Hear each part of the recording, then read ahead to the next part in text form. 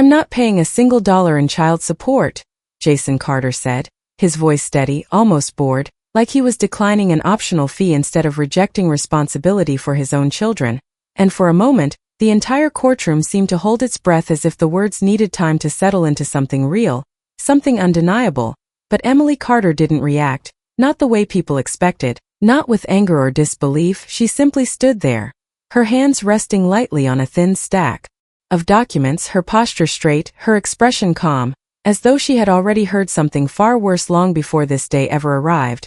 And maybe she had, because across the polished wooden floor, Jason leaned back in his chair with the quiet confidence of a man who believed he understood exactly how this would end, his tailored suit crisp, his watch catching the overhead lights, his lawyer beside him already preparing to speak as if the outcome had been decided hours ago, maybe even weeks. And in the gallery behind them, a few muted whispers passed between strangers who had nothing to do with this family but suddenly felt invited into its fracture, into its imbalance, into its quiet cruelty, while Judge Harrison Cole sat elevated above them all, silent, his gaze steady but unreadable, his hands folded in front of him as if he were waiting for something more than just words, something that hadn't been said yet, something that mattered. And Emily knew that. She felt it in the stillness of the room, in the way the air seemed heavier than it should have been, like a storm that hadn't broken. And when Jason's lawyer finally stood, adjusting his tie and clearing his throat, he began to outline the argument with polished efficiency, speaking about financial strain, about fairness, about how Jason had other obligations. Each phrase carefully chosen to sound reasonable, to sound measured, to sound just enough like truth that it could pass without question. And Jason nodded slightly as he listened, his expression relaxed, almost amused, as if this entire process was simply a formality he had already moved past in his mind, as if Emily standing there was just another detail to be handled, another loose end to tie off. But Emily didn't interrupt, she didn't object, she didn't even shift her weight, she just listened, her eyes steady, her breathing even, absorbing every word without offering any of her own. And that silence began to stretch, slowly, quietly, until it filled more of the room than Jason's voice ever could, until even the faint ticking of the courtroom clock seemed louder than it should have been, marking each second with a precision that made everything feel deliberate, controlled, inevitable. And somewhere in that silence, something subtle began to change, not in Jason, not yet, but in the space between them, in the way the judge's gaze lingered just a fraction longer on Emily's hands, on the documents she hadn't moved, on the stillness she maintained like it was a choice, not a weakness. And Jason didn't notice it, not then, because from where he sat, everything still looked exactly the way he expected it to. And that was his first mistake. Emily Carter did not look at Jason when his lawyer finished speaking. She kept her eyes forward, steady, almost detached, as if she were listening to a report that had nothing to do with her life. And when the room settled again into that quiet, expectant pause, she finally moved, not quickly, not dramatically, just a small controlled motion as she lifted the top page of her documents and glanced down at it, then back up, her voice calm when she spoke.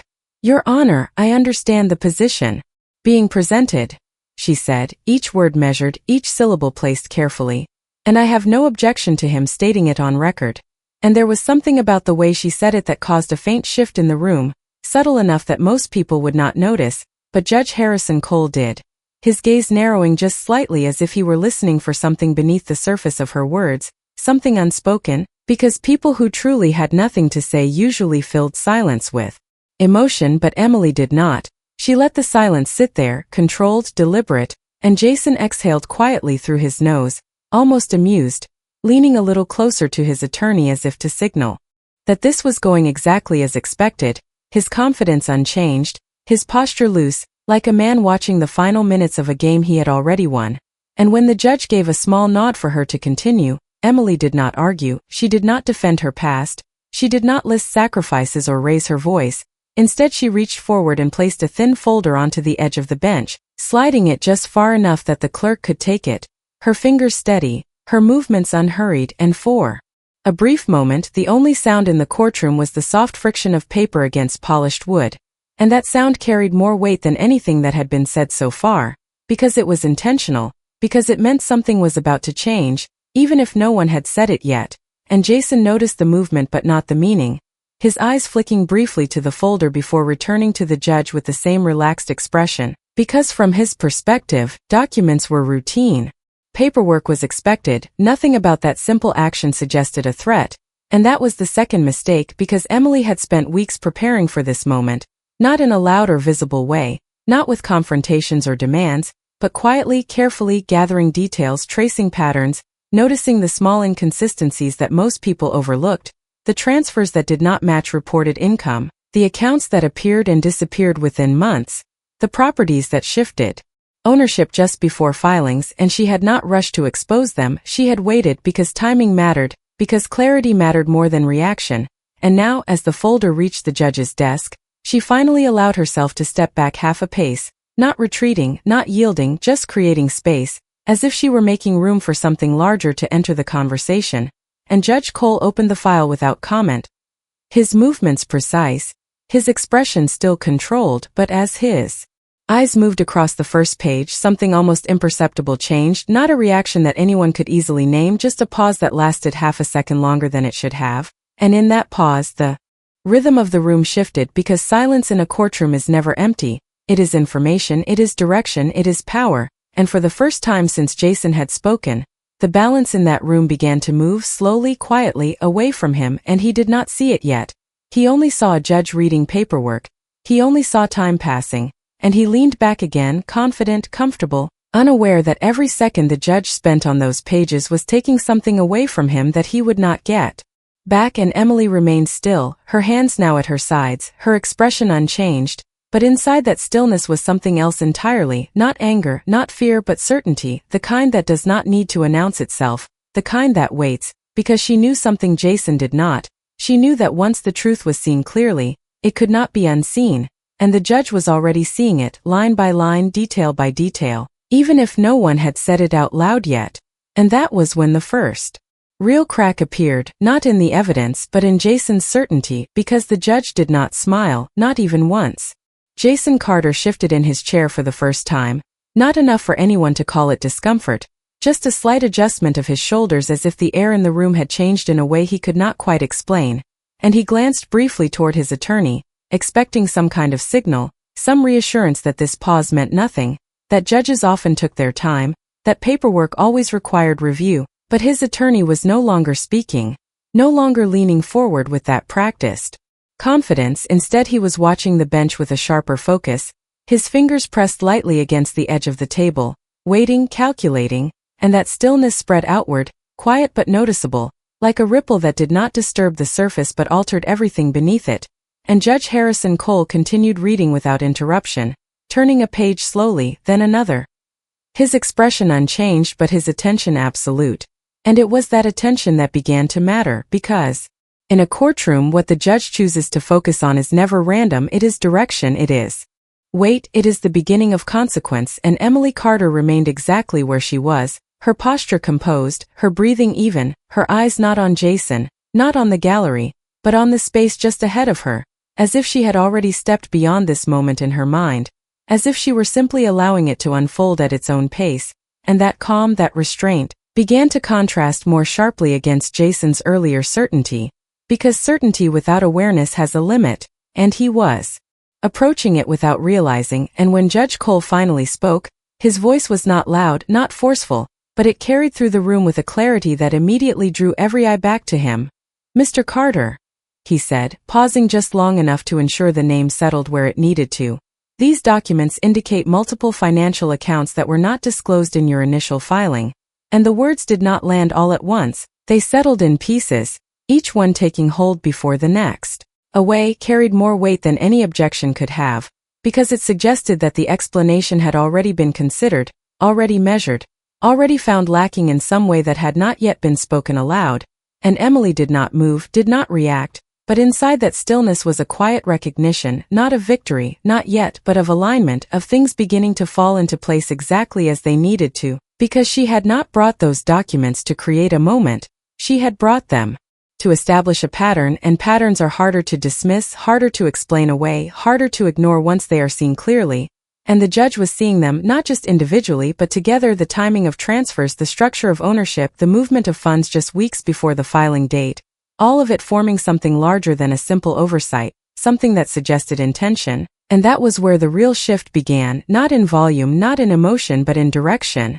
Because once intention enters the room, everything changes, and Jason felt it now, even if he could not name it, even if he tried to maintain the same composed posture, even if he kept his eyes forward and his voice controlled, there was a tension in his jaw, a slight delay before he spoke, a hesitation that had not been there before, and his attorney, once so confident, was now flipping through his own notes, searching, adjusting, recalculating, because the narrative they had prepared no longer matched the one unfolding in front of them, and Judge Cole closed the folder slowly, placing it back on the bench with deliberate care, then looked up again, his gaze steady, direct, and unmistakably focused, and when he spoke this time, there was no pause for interpretation, no space for assumption, just a simple statement that shifted everything further than Jason had anticipated. "We will need a more complete explanation," he said, and in that moment it became clear that this was no longer about whether support would be paid.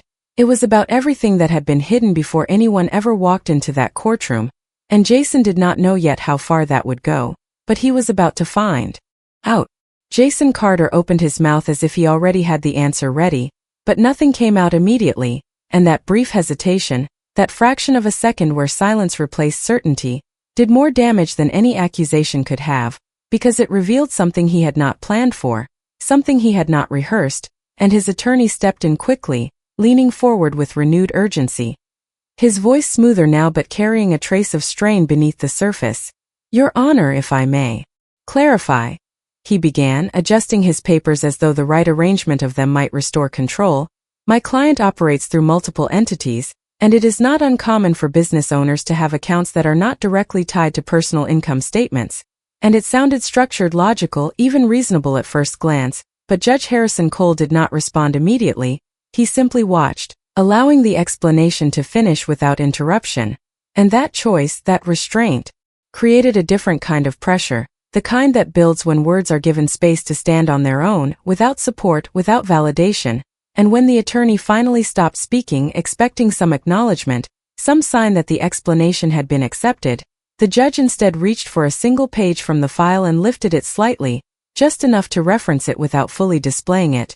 "This account," he said calmly, "was transferred into a newly formed holding company 6 weeks before the filing date." And he paused, not for effect, but because precision mattered. "And the ownership of that company traces back to you, Mr. Carter."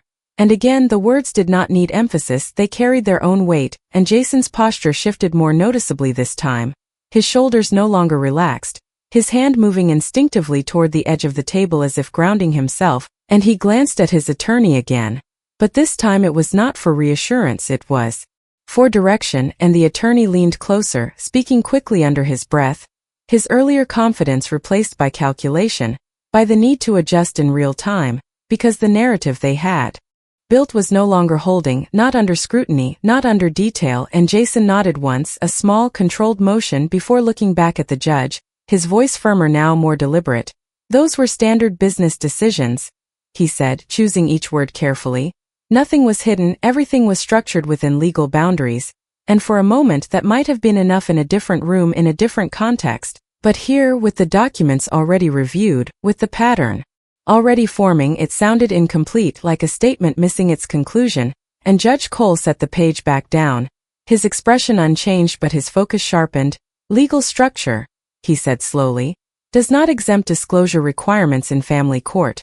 And that was the first direct line drawn, clear, unmistakable, and it shifted the entire frame of the conversation, because it moved the issue from interpretation to obligation, from explanation to accountability, and Emily Carter remained still through all of it, her silence no longer just restraint but presence, something steady in the room that did not need to compete for attention, because the attention had already shifted toward her, toward what she had introduced, toward what she had chosen not to say until now. And that was where her control came from, not from volume, not from argument, but from timing, from letting the right information speak at the right moment. And Jason felt it now in a way he could not ignore, the slow erosion of certainty, the realization that this was not unfolding according to his expectations, and he adjusted his seat again, a little sharper this time, his jaw tightening as he exhaled through his nose, trying to maintain composure, trying to hold on to the version of events he had prepared. But each new detail made that version harder to sustain, and the courtroom, once filled with quiet curiosity, now held something heavier, something more focused, because the story had changed and everyone in that room could feel it, even if they could not yet define it, and Judge Cole leaned back slightly, not disengaging but observing, as if allowing the weight of the moment to settle fully. Before continuing, and when he spoke again, his tone did not rise, it did not sharpen, it remained steady, controlled, but there was something final in it, something that suggested the direction this was heading could no longer be reversed easily. "We are going to review the full scope of your financial disclosures," he said, his gaze fixed on Jason, "and we are going to do it thoroughly." And that word lingered, not because it was loud, but because it was certain, and Jason understood then, even if only partially, that this was no longer a simple hearing about support. This had become something else entirely, something broader, something deeper, something he had not accounted for, and across the room Emily did not move, but for the first time there was the faintest shift in her expression. Not a smile, not relief, just a quiet recognition that the process she had set in motion was now beyond interruption, and whatever came next, it would not be controlled by him anymore. Jason Carter no longer leaned back in his chair. The ease he had carried into the room was gone now, replaced by something tighter, more controlled, like he was holding himself in place rather than settling naturally, and his attorney shifted beside him again, flipping through documents that suddenly felt insufficient, his earlier rhythm broken, his confidence no longer projected outward but pulled inward, focused on damage control rather than direction, and across from them Emily Carter remained still, her posture unchanged, her presence quiet but undeniable, as if she had already accepted the outcome of a process that was only beginning to reveal itself to everyone else, and that contrast grew sharper with each passing second, because Jason's certainty had depended on the assumption that nothing unexpected would enter the room, that the narrative would stay contained within the boundaries he had defined, but those boundaries were already gone, replaced by something far less predictable, and Judge Harrison Cole did not rush. He did not press for immediate answers. He simply allowed the weight of his previous statement to settle fully before continuing, his gaze steady as it moved between the documents and the man seated before him. "Mr. Carter," he said, his tone even, controlled, "you have presented your financial position as limited," and he paused just long enough to ensure the distinction was clear, "yet the materials submitted suggest otherwise." And that was where the shift deepened, not because it was loud, but because it was precise, because it reframed everything Jason had claimed into something that required verification rather than acceptance. And Jason straightened slightly, his voice measured but no longer relaxed. "Your Honor, I have complied with all required disclosures," he said, each word placed carefully, as if structure alone could restore control, but the confidence behind those words had thinned, replaced by calculation, by the awareness that every response now carried weight it had not carried before, and his attorney nodded subtly beside him, reinforcing the statement without adding to it, because adding more could risk more exposure, and for a brief moment the room held that tension, that fragile balance between assertion and scrutiny, and then Judge Cole reached for another page, not hurried, not dramatic, just deliberate, and he glanced down at it before speaking again. "This transfer," he said, referencing a specific entry, "occurred 3 days after a formal request for financial records was issued." And again, the timing settled into the room like a quiet signal, not accusation, not yet, but something close enough that it could not be ignored, and Jason's jaw tightened just slightly, a small shift that might have gone unnoticed earlier but now stood out against the stillness he was trying to maintain, and he inhaled slowly before responding. "That was coincidental," he said, his tone steady but thinner. "A routine adjustment within the business." And for a moment that word routine seemed to hang in the air longer than it should have, because nothing about the pattern being described felt routine anymore, not when placed in sequence, not when viewed in context, and Judge Cole did not challenge the statement directly. He did something more effective. He let it exist without validation, letting the absence of response carry its own implication, and then he closed the page again, setting it neatly back into the file, his movements controlled, his attention unwavering, and in that quiet, something else became clear, not just to him, but to everyone paying close enough attention. This was no longer about a single decision. It was about a pattern of decisions, and patterns do not disappear under pressure, they become more visible, and Emily had understood that from the beginning, which was why she had not argued, not interrupted, not tried to outpace the process. She had allowed it to build, step by step, detail by detail, until it could no longer be dismissed as isolated.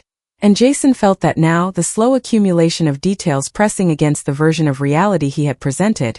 And for the first time, he looked directly at Emily, not with irritation, not with dismissal, but with something closer to recognition, as if he were seeing her position differently, not as passive, not as unprepared, but as intentional. And she did not return the look. She kept her gaze forward, her expression unchanged, because whatever needed to be said was already in motion, already being understood. And Judge Cole leaned forward slightly, his hands resting on the bench as he spoke again, his voice steady but carrying a clarity that left no room for misinterpretation. "The court requires full transparency," he said. "And what has been presented so far raises concerns that cannot be overlooked." And that word concern settled heavily, not because it was loud, but because it was official, because it marked a transition from review to scrutiny. And Jason understood that, even if he did not fully grasp how far it would go. And his attorney shifted again, preparing to respond, to redirect, to contain, but the momentum had already shifted, and it was no longer theirs to control. And across the room, Emily remained still, her silence no longer just restraint, but confirmation, because this was the moment where the truth stopped being questioned and started being recognized, even if no one had said the full extent of it yet. And that was when the room itself seemed to change, not in sound, not in movement, but in direction, because whatever came next would not return to where it had started. The courtroom did not move, but something inside it had shifted permanently, and Jason Carter felt it in the way no one was looking at him the same way anymore. Not the clerk, not the few people seated behind him, not even his own attorney, who now seemed less like a guide and more like someone trying to keep pace with a situation that was unfolding too quickly to control. And Jason kept his eyes forward, his posture firm, but there was a new tension in the way his fingers rested against the table, a slight pressure, as if he were holding something in place that no longer wanted to stay there. And Judge Harrison Cole allowed the silence to stretch again, not out of hesitation, but with intention, because silence, when used correctly, forces truth to surface without being asked. And when he finally spoke, his tone remained even, measured, but there was a clarity in it now that left no room for interpretation. "Mr. Carter, I am going to ask you a direct question," he said, his gaze steady, unwavering. "And I expect a direct answer." And that line settled into the room with a weight that shifted everything again, because it removed space for interpretation, for framing, for careful wording. And Jason nodded once, a controlled motion, but slower than before, his confidence now something he had to maintain rather than something that came naturally. And the judge continued, "At the time of your filing, were all financial accounts, assets, and sources of income fully disclosed to this court?" And there it was, simple, precise, impossible to soften. And for the first time, Jason did not respond immediately, not because he did not hear the question, but because he understood exactly what it required, not explanation, not context, just an answer. And his attorney leaned in quickly, whispering something low, something urgent, but Jason did not look at him right away. His eyes remained forward, fixed on the bench, and in that moment, the delay spoke louder than any response could have, because hesitation under clarity is its own form of admission. And Emily Carter stood still through all of it, her expression unchanged, her presence quiet, but there was something else now beneath that stillness, not tension, not anticipation, but certainty, the kind that does not need confirmation, the kind that recognizes a turning point the moment it arrives. And Jason finally spoke, his voice steady but no longer effortless. "Yes, Your Honor," he said, each word placed carefully, as if precision alone could protect him. All required disclosures were made. And the answer landed, but it did not settle, it hovered, incomplete, because the room already knew there was more beneath it. And Judge Cole did not respond immediately. He simply held Jason's gaze for a moment longer than necessary, not challenging, not accusing, just observing, as if measuring the space between what was said and what had already been seen. And then he reached for another document, this one separate from the rest, not part of the original file. And that detail did not go unnoticed, not by Jason, not by his attorney, because it meant something new was about to enter the conversation, something that had not yet been addressed. And the judge glanced down briefly before speaking again. "This document was submitted as a supplemental filing early this morning," he said, his tone unchanged, but the timing carried its own significance. And Jason's expression tightened just slightly, a small shift that might have gone unnoticed before, but now stood out clearly against the stillness of the room. And his attorney straightened beside him, his attention sharpening, because last-minute filings rarely favored the side that had not prepared for them, and the judge continued, "It provides a detailed account of transfers between your personal accounts and 3 separate business entities over the past 18 months. And that number settled into the room with quiet precision, not exaggerated, not emphasized, just stated, and it expanded the scope of everything that had been discussed so far, because this was no longer about isolated entries, this was about duration, about consistency, about pattern over time."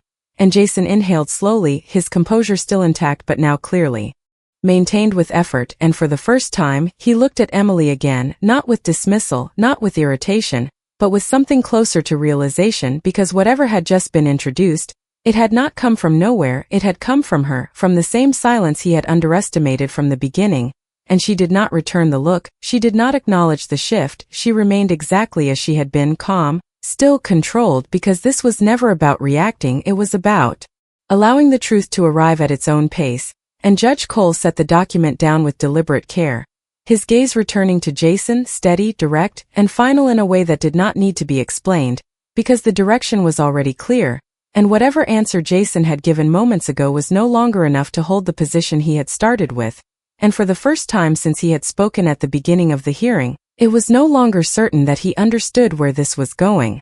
Jason Carter felt the shift before anyone said another word, not because the room grew louder, but because it became too quiet in a way that no longer felt neutral. It felt focused, directed, like every second was now moving toward something he could not easily step away from, and he kept his posture straight, his chin level, but the control he had relied on earlier was no longer effortless, it required intention now, calculation, and beside him, his attorney adjusted his seat again, pulling the supplemental document closer, scanning quickly, his eyes moving faster than before, searching for an angle, a response, something that could contain what had just been introduced, but the pace of his reading betrayed something else, uncertainty, and across the room Emily Carter remained still, her presence unchanged, her silence no longer passive but structural, like it was holding the entire moment in place while everything else shifted around it.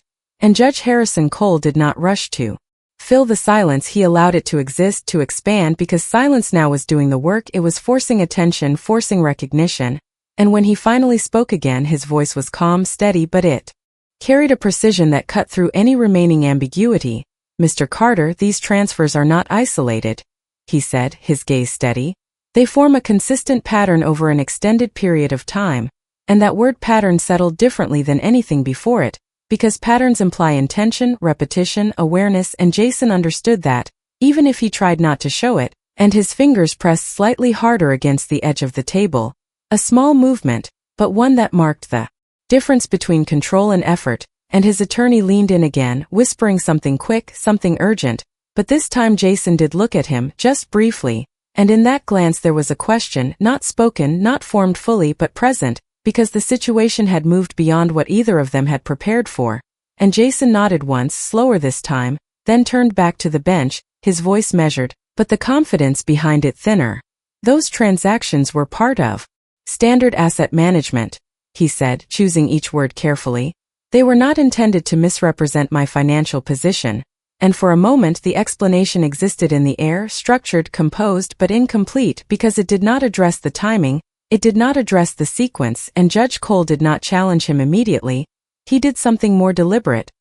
He let the explanation remain exactly as it was, unsupported, unconfirmed, and then he turned another page, his attention returning to the document with the same controlled focus, and that act, simple as it was, carried more weight than any objection could have, because it suggested that the answer had already been considered, already measured, and found lacking in a way that did not require immediate correction, and Emily did not move, but there was a subtle shift in the atmosphere around her, not visible, not dramatic, just a quiet alignment between what she had brought into the room and what was now being recognized, because this had never been about a single document or a single moment, it had always been about accumulation, about allowing each detail to reinforce the next until the pattern could no longer be dismissed, and Jason felt that now in a way he could not ignore, the slow compression of certainty into something smaller, something less stable, and for the first time, his gaze drifted briefly toward the gallery, as if searching for something outside the immediate exchange,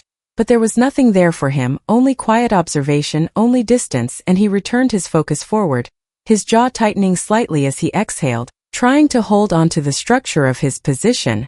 But the structure was no longer intact. It had been opened, examined, and now it was being redefined, and Judge Cole closed the document again, placing it down with deliberate care, his hands resting lightly on the bench as he leaned forward just slightly, not aggressively, not dramatically, but enough to signal that the next words would matter more than the ones before, and when he spoke, his tone remained even, controlled, but there was a clarity in it now that left no space for interpretation.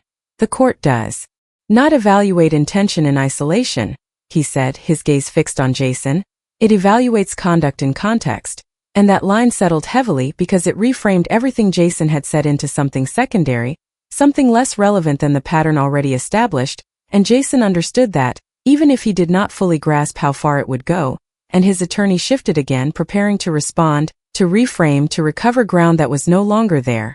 But the momentum had moved, and it was not moving back, and across the room, Emily remained still, her silence no longer just control but confirmation, because this was the moment where explanation stopped shaping the narrative, and evidence took over completely, and whatever came next would not depend on what Jason said, but on what had already been shown.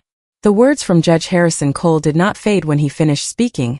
They remained in the room, heavy, precise, and impossible to ignore, and Jason Carter felt them settle in a way that no argument could easily lift, because this was no longer about how he explained his actions, it was about how those actions appeared when placed side by side, when viewed not as isolated decisions but as a continuous sequence, and that realization did something subtle but irreversible to his posture. It did not break it, but it changed the way he held it, less natural now, more constructed, as if he were maintaining control rather than possessing it, and beside him, his attorney turned another page quickly, then another, scanning the supplemental filing again.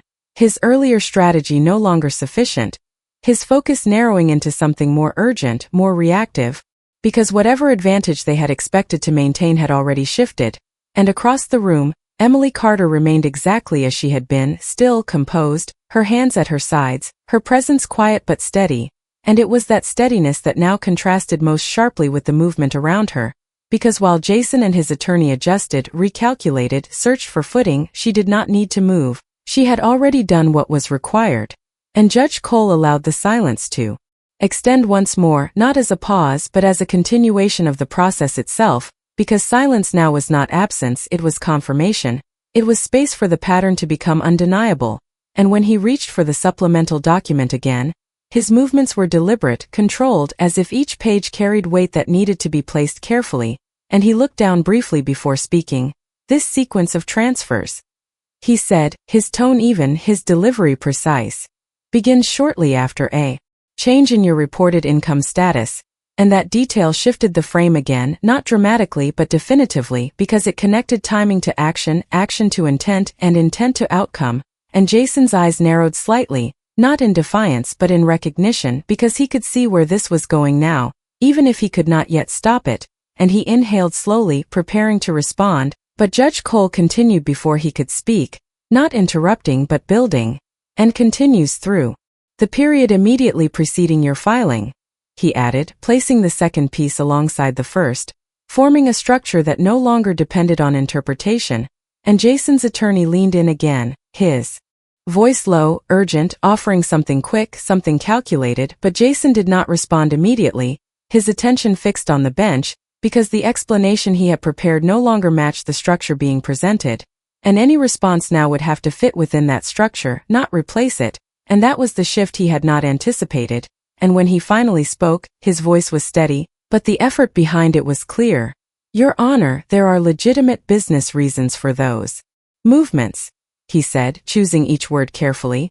They were not designed to mislead the court, and for a moment the statement existed, structured, controlled but incomplete, because it addressed intention without addressing pattern, and Judge Cole did not respond with challenge, he responded with placement, setting the document down again with deliberate care, allowing the statement to remain exactly as it was, unsupported, unconfirmed, and then he looked up, his gaze steady, direct, and focused in a way that no longer allowed distance. Mr. Carter, he said, his tone unchanged but carrying a clarity that settled deeper than before, the court does not require speculation regarding your reasons, and he paused, not for emphasis but for precision.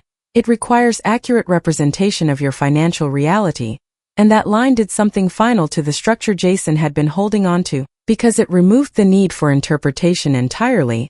It replaced explanation with requirement, and Jason felt that shift immediately, even if he did not fully understand its consequences yet.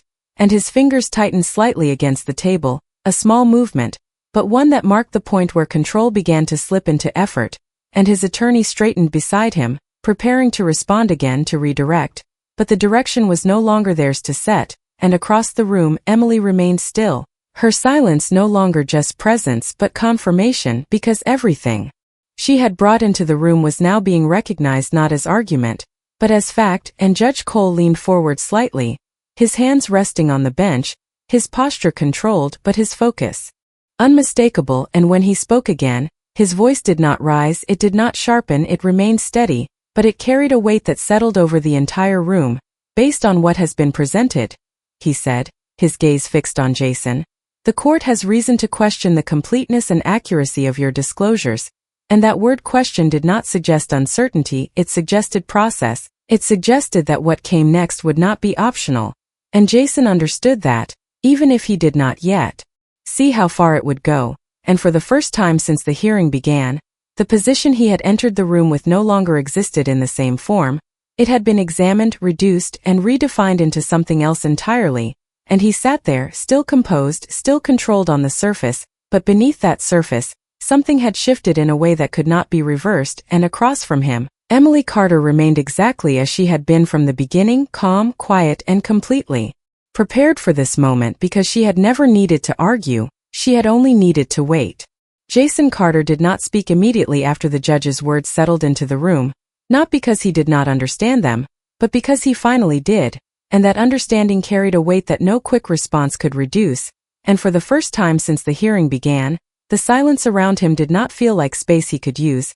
It felt like space that had closed in, narrowing his options, defining the boundaries of what could be said next. And beside him, his attorney shifted again. His earlier confidence replaced now by a careful stillness, as if he were choosing not to speak rather than not knowing what to say, because every response at this point risked reinforcing what had already been established.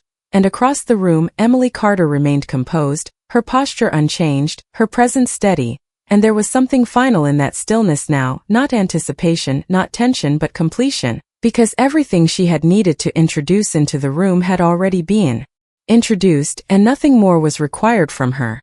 And Judge Harrison Cole allowed the moment to settle fully before continuing, his gaze steady, his tone unchanged, but the direction of his words unmistakable. Mr. Carter, he said, this court does not take incomplete or inaccurate disclosures lightly.